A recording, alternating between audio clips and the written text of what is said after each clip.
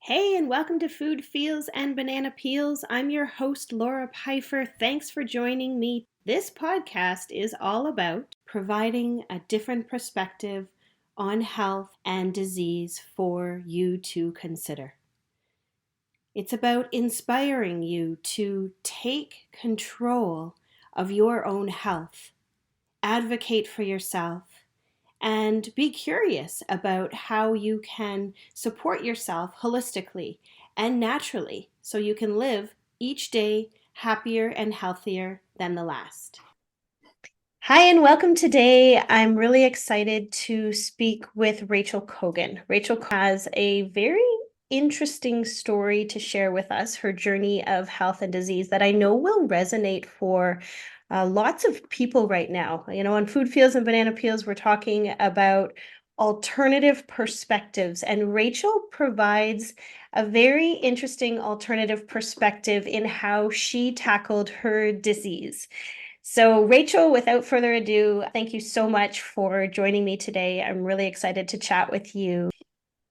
Well, hi, Laura. Thank you so much for inviting me here. I'm really honored and excited to share this different perspective with people who may be curious. They may have heard the word carnivore through the airwaves, but I'm going to give a real life account of how it's working for me for over 6 years. Well, so I will start with what I would say my disease is, or diseases. I have a few autoimmune conditions. I have Hashimoto's, and that was diagnosed a few years ago, but I was actually diagnosed with hypothyroid about 17 years ago. And I've been treating that with medication ever since. And so that's been a constant. More recently, in 2020, I was diagnosed with what's called LADA, so LADA. So it's latent autoimmune diabetes in adults. And that is sort of an early onset of type 1 diabetes. So you're not full-blown type 1, meaning my pancreas still is creating some insulin in my body, but not a lot. So I have to be really careful. And we're now in 2024. So after 3+ years, I have not yet had to treat with insulin. That's been huge. And so food has been my medicine this whole time. As I was thinking about our conversation coming up today, I was wondering, where could I start with my story? And I actually brought up this memory of being, I think I was in 9th or 10th grade. And this was my first encounter with blood sugar issues, where I would become hypoglycemic, sort of, or I would get nauseous at the thought of food or eating food in the morning. And I didn't know what that was. But my mom, having type 2 diabetes and gestational diabetes with her pregnancies, she would send me to school. She would say, okay, don't eat, but take this candy with you. And if you feel a low blood sugar coming on from not eating, suck on the candy. And at the time, I was in 9th or 10th grade, and I just thought, this is the strangest thing. My mom is sending me to school with a candy instead of forcing me to eat breakfast. So that was an interesting memory that came up. So I've been on and off over the years, probably since then, or maybe even younger, been dealing with some sort of blood sugar issue. When I got into my teen years and later teen years and early 20s, that's when the substance abuse started.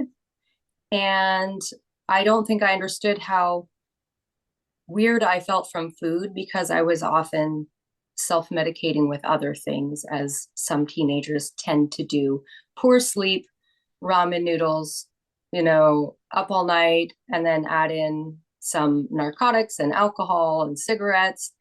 I probably had no idea what food was actually doing to me or for me. So that was a sort of an interesting trip down memory lane for me. And then that teenage substance use turned into an adult full-blown addiction to hard drugs and alcohol. And again, I don't think I understood how or why I was feeling the way I was, because I was numbing myself with the drugs and alcohol. So I could have actually had mood issues due to poor sleep and poor food, and then self-medicated for those awful emotions and body feelings that I had with the drugs and alcohol. So I think it was just feeding on itself this whole time, and very dysregulated up until more recently. Like, I'm in my later 40s now, where I'm finally beginning to understand, and I'm still learning. Like, even this conversation, if I listen back to it next year, I'm probably going to learn so much more, in the next year, about myself and about nutrition and about all the things. I came to this diet, the carnivore diet. Okay, I'll even go back even further. Several years ago, quite a few years ago, I tried veganism and vegetarianism. And that lasted for 5 or 6 years. And my health declined rapidly. And I still thought I was doing the best for me, the best for the planet, the best for the animals. And I continued. Let's stop there for a sec, because I think that's really important for people to understand that while, a lot of us have these concerns about ethical considerations with meat, and for me, that drove me as well to lead towards a more vegetarian nutrition for myself. Not all of us are going to thrive on that type of nutrition. There are several of us, and I'd be interested to know, do you know your blood type? I'm AB negative, so they say I should be eating a Mediterranean type of diet. For me, as a carnivore, I know to avoid chicken and salmon. Okay. I don't digest them well, and that's been proven correct.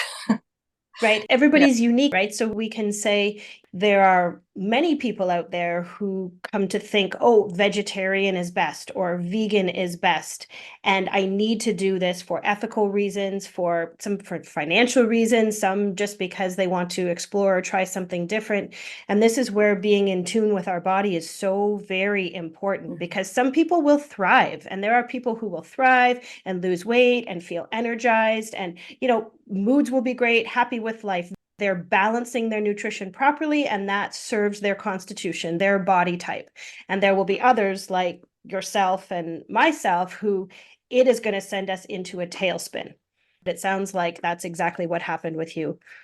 Yeah, and I do think I probably developed these issues due to the trauma of being a hard drug user, cocaine and ecstasy, daily or weekly, for a decade.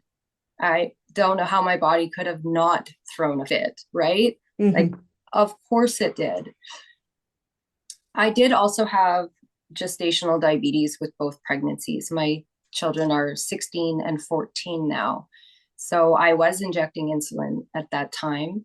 I was under the care of a dietitian for gestational diabetics and was injecting insulin 7 times a day. Ooh. Yeah, because I couldn't get it under control. Mm-hmm. And in my second pregnancy, I developed bulimia. So most women are trying to avoid, morning sickness and throwing up. And I developed bulimia during pregnancy. Wow. Also a trauma response because my husband was cheating on me during my pregnancy. So of course my body was in this stressed state. And of course, I don't know which one of those things, or if it was a combination of all of them, that threw me into this autoimmune state of being that, of course, I didn't notice right away. Like I said, I was self-medicating so much. So if I felt off, how would I know if it was a hangover or a blood sugar problem or a thyroid problem? Of course, I didn't know. And so getting clean was huge. Obviously, I was meant to be here. And I think it was because I'm able to have conversations with people like you, Laura. I have a message. And so those drugs and alcohol were part of my story. and part of my cleaning myself up so that I could share, with other people. So yeah, so I did vegan, vegetarian, and then I went plant-based keto. I had heard about the keto diet. This was in 2017, so it's quite a while ago.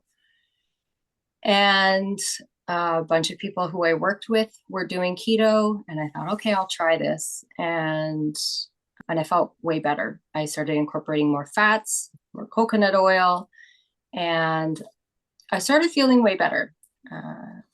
And then within less than a year, I heard about the carnivore diet.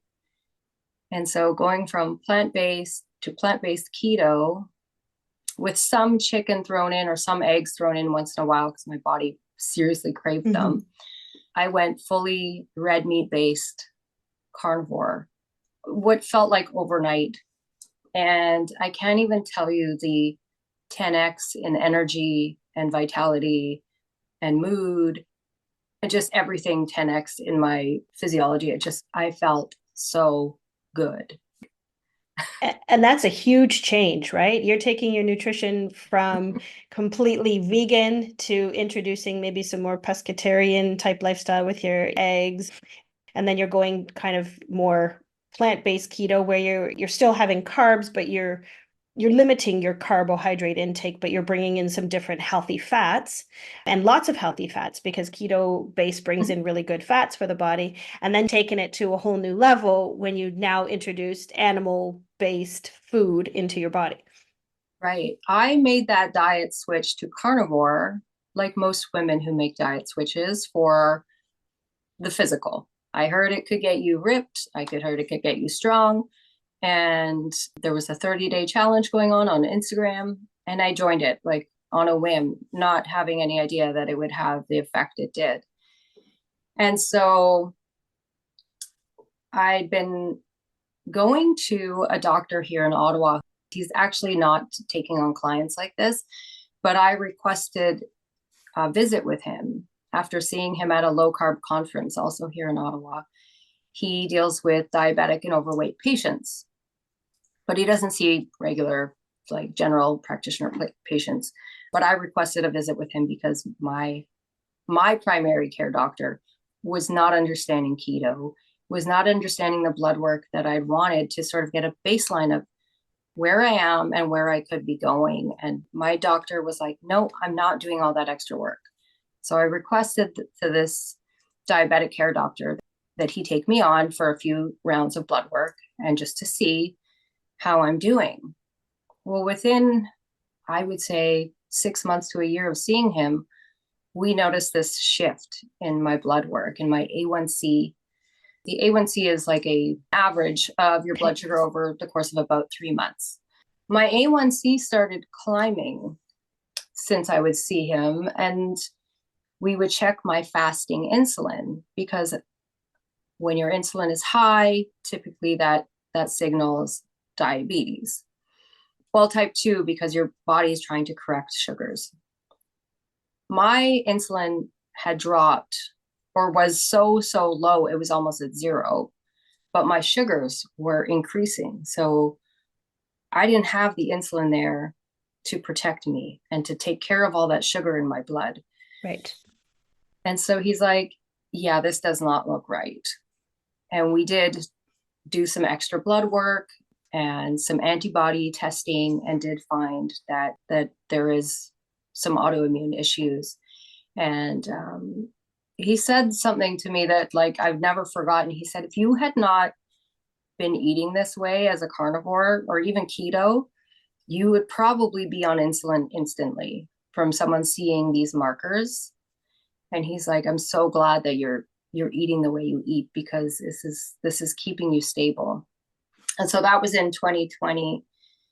So I've maintained carnivore as my medicine. So I have not had to take any insulin, but it's a progressive, I guess we'll call it a disease, type 1, to the point where my pancreas likely will shut down completely the production of any insulin, and I will have to take some. So that seems to be creeping up in the past little while. But yeah, so it's been it's been a journey. Yeah, for sure. For sure. I have some questions for you Mhm. along the way that came up because I'm wondering for people who aren't aware perhaps that they have any blood sugar issues, how did those manifest for you? You talked about them manifesting all the way from the time you were young.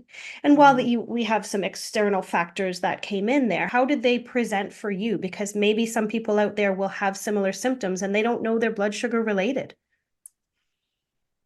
To be honest, I may not, if I had never been to this doctor for that blood work and I had just sort of followed my sort of, or not even followed anything, I don't think I would have even known, to be Okay. honest. I didn't feel anything. Um, So like you be, didn't find a drop in energy levels, a nothing that delayed wound healing, things. well, I still have delayed wound healing, but um, yeah, nothing that I would have thought was out of the ordinary. No, yeah, no drops in energy. My energy lacked more when I was vegan than when I went carnivore. But I didn't notice anything, to be honest. And I don't think I would have ever found it had I not had the knowledge through listening to podcasts and following nutrition advice through keto people on Instagram who I trusted to say, have your doctors do a full panel. Don't Mhm. trust that they're going to know what to check for because they're doing the simplest thing possible that's easiest for them to do. And it was only because I knew to test for these things, not having any clue that I was sick in any way. I just wanted a baseline and I wanted to see where I was every 6 months. That's all Mhm. I wanted. So I actually didn't have any strong symptoms. I didn't have like a high feeling or a low feeling where you're feeling dizzy and have to Mhm. lie down or fainty, anything like I didn't have any of that. So through my own inquiry and curiosity that we found it.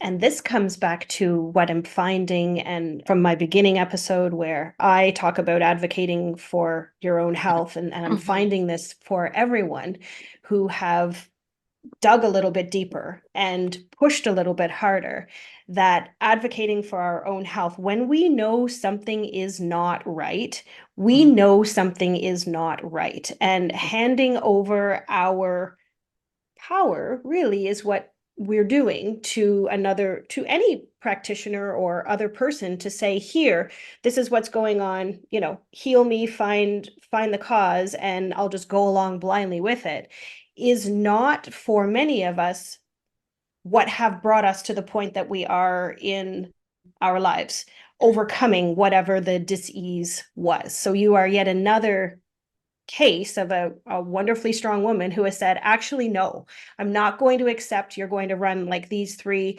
minimal tests, keep it easy on the system, and easy for everybody involved. I want you to dig deeper, and you dug deeper and advocated for yourself. So that's absolutely amazing. And I'm still butting heads with now I see an endocrinologist Okay. for the Hashimoto's and the diabetes. And anyone who's ever seen a specialist for anything chronic knows how myopic they are, meaning they are not looking outside the box whatsoever. They're staying in their lane. Mm-hmm. And to be honest, their lane is very narrow Mm-hmm. and narrow minded, narrow sighted. And I'm still butting heads with my endocrinologist. I've already fired one for not wanting to dig at all. And this one now is a little more open because more people are doing carnivore, but I'm still fighting with her to run this test, or she wanted to prescribe me something because my A1C has started climbing again. So I've had to request more blood work from her, which she was reluctant about. Didn't even want to test my insulin. And I'm a diabetic. And she was like, well,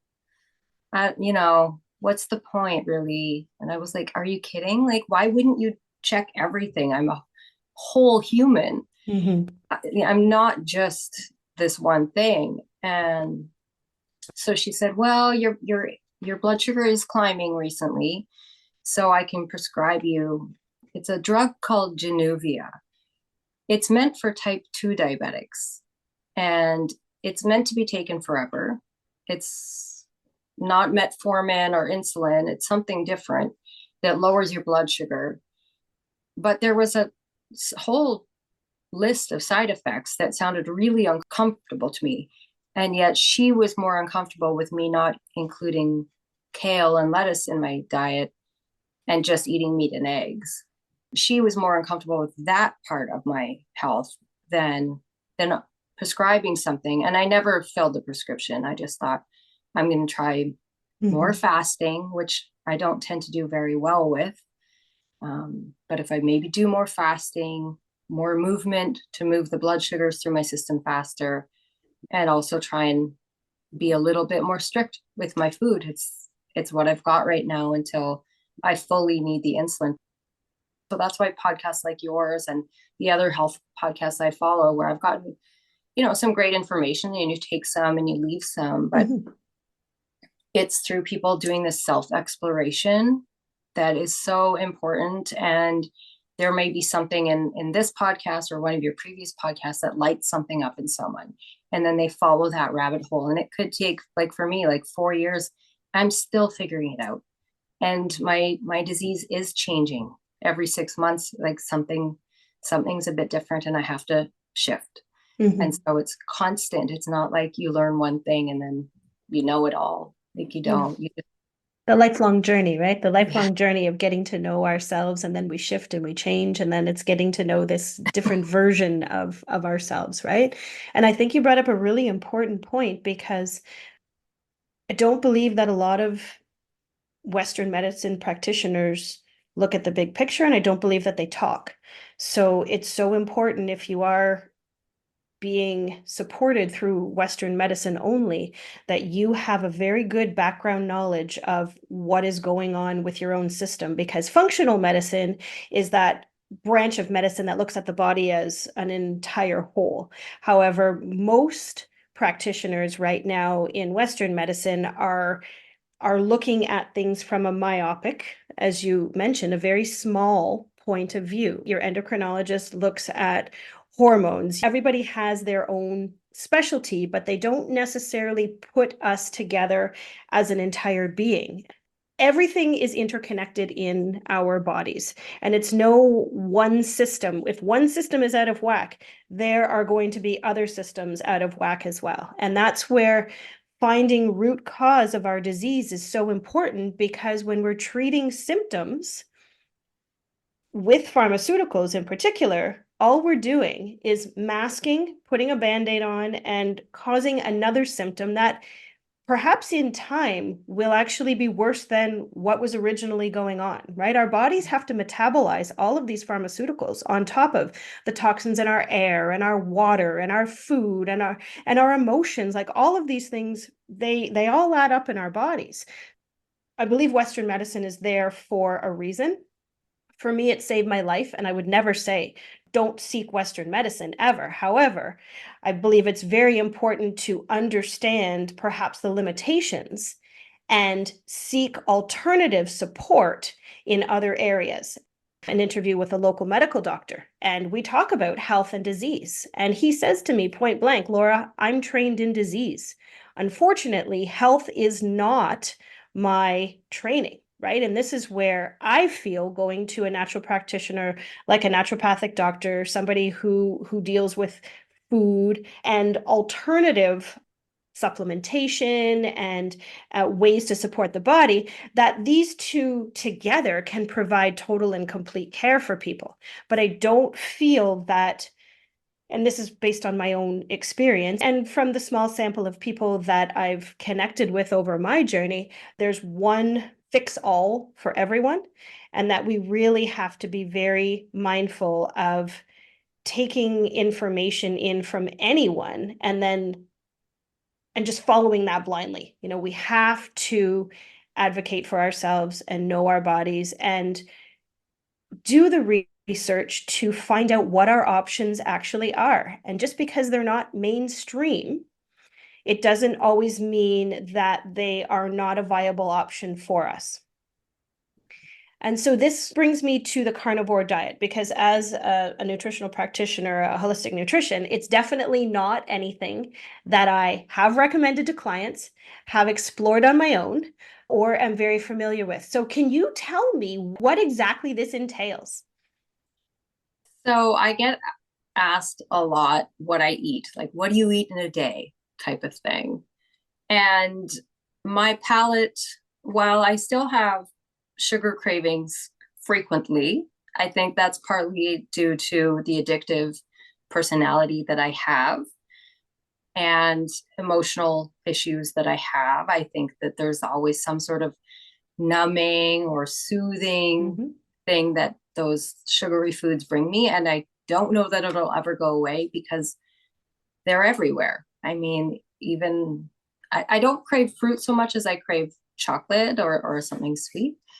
But definitely the impulses and the cravings are much less than if I was to be eating, let's say, French fries or pasta or bread all the time. I would probably crave them and eat them all the time, but they're just not part of my diet, especially now that I know that my use of insulin is coming closer and closer. I can just sense it, that I really have to be careful. So I start my day with typically 4 or 5 eggs.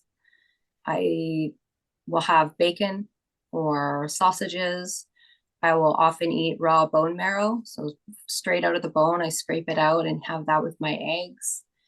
And that's a typical breakfast, lots of salt on everything. When you don't eat carbs, your body can't retain that water, which holds salt in your body. And so you're constantly having to replenish salt. So that's important just for muscle contraction and proper hydration and stuff, because the carbohydrates aren't holding the water. 5 eggs plus bacon or sausages every day. And I have done that for probably 6 or 7 years every day. And then lunch will typically be ground beef or leftover steak or roast from the night before. So red meat for lunch. I will sometimes have like chopped avocado on the ground beef, lots of salt, sometimes a little bit of salsa on top for something, or a bit of mustard on top. And then dinner is either steak or ground beef. Rarely do I eat chicken. It's not satisfying for me and it upsets my stomach. And rarely do I eat fish because it's not satisfying and it upsets my stomach. I have shrimp as a treat. It's not filling at all because there's no fat. It's just very light, but shrimp is good. And I do that on repeat every single day. And I do think part of the sugar cravings come from increased stress in my life. There just seems to be some sort of shift sometimes where I get stronger cravings. And then also around different times of the month, hormones are shifting and energy needs increase or decrease. And so that will change the amount of food I eat or how much I am craving to eat. And I follow body cues very well. Like if I'm hungry, I'll eat. I'm not starving myself. Like I said, I typically don't really fast very much. It doesn't make me feel good. I tend to get somewhat like increased heart rate. So I try and space my meals out, but I finish early. I don't eat late at night. So any fasting I do is just while I sleep. So early dinner. Some people love to include lamb or more pork in their diet, more chicken in their diet. And when I say carnivore, like some people think it's like 100%, like you cannot touch a blueberry or you've lost it all and the carnivore police are going to come get you. A carnivore is basically what I would say is like you're eating 80, 85, 90, or 100% meat-based or animal-based foods.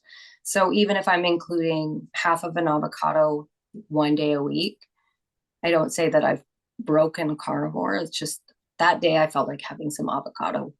Yeah, it's very simple. There's no old spinach in my fridge that goes bad because I didn't eat it. It's very simple. There's no waste except for the packaging from like the butcher or the grocery store meat. Yeah, there's no waste and it's simple. And it fulfills my needs. Like red meat is very, very nutritious. keeps me feeling satisfied. So That's the most important thing too, is are we satisfied? How are our bodies feeling? How are our minds and our emotions feeling, right? I mean, that's really the biggest gauge, I believe, for many of us when we're eating food. You talked a little bit about sugar and cravings and the emotional connection, and I firmly believe and know and have experienced that myself. I mean, for me, chocolate was my thing. Like chocolate was my thing to the point that I ate those like giant chocolate bars every couple of days. I was going through a divorce and like all of these things, and it was just my go-to. So that emotional component is very there for many of us. And whether it's chocolate or chips or ice cream or, whatever it is, for a lot of us, when we're reaching for a food and we're craving a food, we often have an emotional connection to that food. It's not that we need that food, it's that there's an emotion that needs to be satisfied. So that's where listeners are finding that that's happening for them. It's important then to connect with someone who can help you dig into that emotional aspect of that craving, because I can attest to it. Once that emotional need is met, then the craving goes away. I eat chocolate and I can eat one piece now. Like I literally could not eat one even at a time before. It was really, in hindsight, quite gross how much I was eating.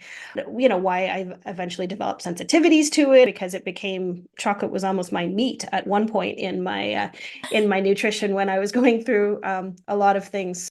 So emotional component of food, very, very important. And then the other thing that I wanted to touch on, because I think of things from an applied, like a physiological aspect. And so how is this going to affect one's body? And so from a physiological aspect, what comes into my mind, and I'm not a medical doctor, I'm trained in applied holistic nutrition. And so what I'm coming up with here, because when meat is broken down in our bodies, it's broken down and it creates something called arachidonic acid.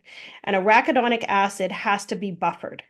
And so I'm wondering where the minerals come in with you, and which is maybe why your endocrinologist asks you about kale and leafy greens and things, because these are often a very big source of those magnesium and different minerals that we need in order to buffer this acid that's being broken down. So I do supplement with magnesium Okay. several times a day, well, morning and night. And I do supplement with fulvic acid and humic acid for mineral support. But because I'm not taking in high oxalate foods, except for the cacao I drink, but I make an exception for that. I'm not taking in high oxalate foods, which can also strip minerals from the body. I may have mineral deficiencies, and I don't think that's what my doctor was thinking of. She was more thinking of mainstream programming, like you need to have vegetables on your plate. That's all. I don't think she cared about mineral support. I don't get anything with calcium that I can even think of. I don't do dairy at all. No cheese, no butter, no cream. Any nuts or anything like almonds or any of that kind of stuff? No. Because your leafy greens would bring calcium as well. So something to be aware of, especially as you get older, even bone density wise, right? Because if we're not getting the proper mineral support that we need to buffer those arachidonic acids, what will end up happening is your body will leach minerals, and potentially from a physiological perspective, as my mind kind of goes, that could potentially be something. And again, there isn't enough research done right now on this type of nutrition, right? This is obviously something that if somebody is interested in, they'll need to look further into it. You need to weigh your options. Maybe this is going to be something for somebody that will be a temporary thing where they can get their nutrition under control, their blood sugar levels under control. They've changed the way that they're eating and their lifestyle and all those things. And then they can go, okay, I'm going to vary what my nutrition is. Absolutely. And I like when I speak on this or I share anything to do with my diet, it has nothing to do with anybody else around me. I share this because I find it interesting, and I find it interesting how well it's worked for me to maintain this level of health. And like I said, it may change within the next year, especially when I start taking insulin. My needs may completely change. But do I think that an animal based as the core of your nutrition is best? Yes.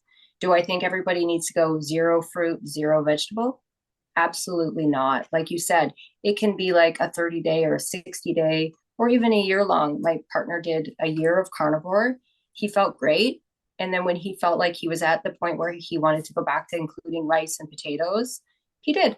And he likes to eat vegetables. When he goes to work, he brings a Tupperware full of his, Row diet stuff.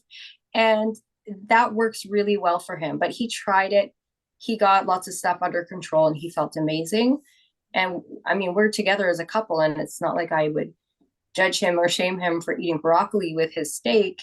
Like, not at all. This is just my diabetes and how I am treating it right now. And it's not even perfect, like I said. But do I think that most people should be incorporating a lot more protein and animal fats rather than vegetable oils, way too many carbs and the wrong kinds of carbs? I think a lot of people would do a lot better without that kind of thing. So by no means would I say anybody has to eat 5 eggs in the morning and ground beef at lunch every day. Yeah, no, this is just my medicine, right? Right. And that's why you're here to share your medicine, because your medicine will help others. No doubt. There are people on their journey who are looking for solutions and answers that aren't pharmaceuticals, and they want to explore different avenues. Now, the other thing that you brought up there was about consuming carbs, because if people aren't familiar with the digestive process, and a lot of people aren't, any type of carb that you eat, and whether that be a refined carb, which is like a refined sugar or a white rice or something that's really easy for your body to break down, that becomes converted into a sugar. And it takes longer for some because they're more dense carbohydrates and you get fiber with them, say like a quinoa or a brown rice. So that's more beneficial for your body. But the long and the short of it is sugar is produced as everything is broken down. So if you are eating carbohydrates, you are eating sugar. You are having sugar and putting sugar into your body. So if somebody who is pre-diabetic or on the spectrum of potentially needing support through insulin, you have to be very, very careful of what you are eating carbohydrate wise and how much. One of the other things that is really interesting I've found, and working with clients as well, is that we worry about elevated blood pressure and we worry about the narrowing of the arteries. And when we don't eat carbs, there's nothing to cause that stickiness on the inside of the arteries to get the fat to retain to the sides of the artery walls. So if you're not going to have high blood pressure from eating your nutrition, because and in fact, I eat a lot of salt, and that's counterintuitive for a lot of people, but yeah, my body's not retaining all that water. Yeah, so there's a lot of things that have to be taken into account when you go to make these big changes, right? And so doing your homework, having support in different areas, whether it be through Western medicine, naturopathic medicine, the support of textbooks and all of these different things, people and podcasts, collecting your information is so important, because there's no one nutrition that fits everybody. It's like we can't put everybody into a box and say, okay, just because you have type 1 or you are just about type 1, you are going to benefit from this. It's about finding out what might work for you and then trial and error. Figure out what works for your body. And like you said, things are going to change, especially for us women as we get older. Hormonally, things begin to shift, right? We have a lot more considerations as our bodies change hormonally and we move towards perimenopause and menopause. So that in and of itself will be a whole new ball game. It could be why I'm starting to see things changing now. Like, I'm 46 going on 47 this year. So it could be why things are just not how they used to be. And your estrogens dropping, and yeah, absolutely. Could be. Yeah. For sure. Something else to keep in mind and navigate. And as long as you're consuming lots of healthy fats, do you regularly consume healthy fats, like take fish oils or flax oil, any of those kinds of things for your nutritional support? No, I don't do fish oil. Fish eggs weren't so expensive. I would eat those rather than take an omega, because salmon roe is actually the best source of it ever. But I've been to the fish markets and it's outrageously expensive here. So I mean, it's not something I do as far as healthy oils. I do consume coconut oil actually. It's not carnivore, but it is a saturated fat that I feel comfortable with. Hmm. And I eat a lot of raw bone marrow and the tallow and beef fat that comes on my meat.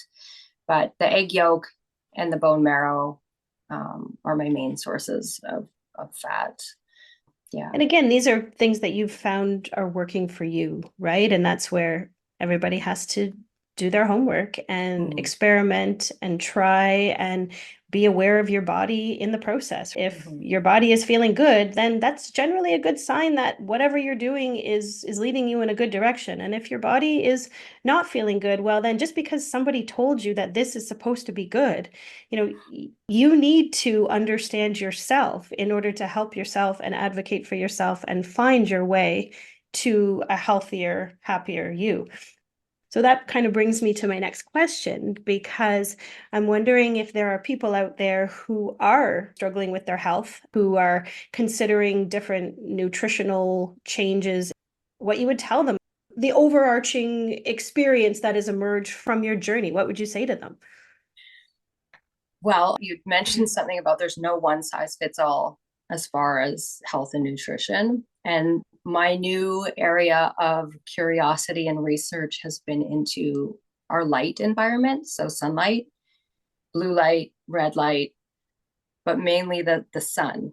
And so that's universal.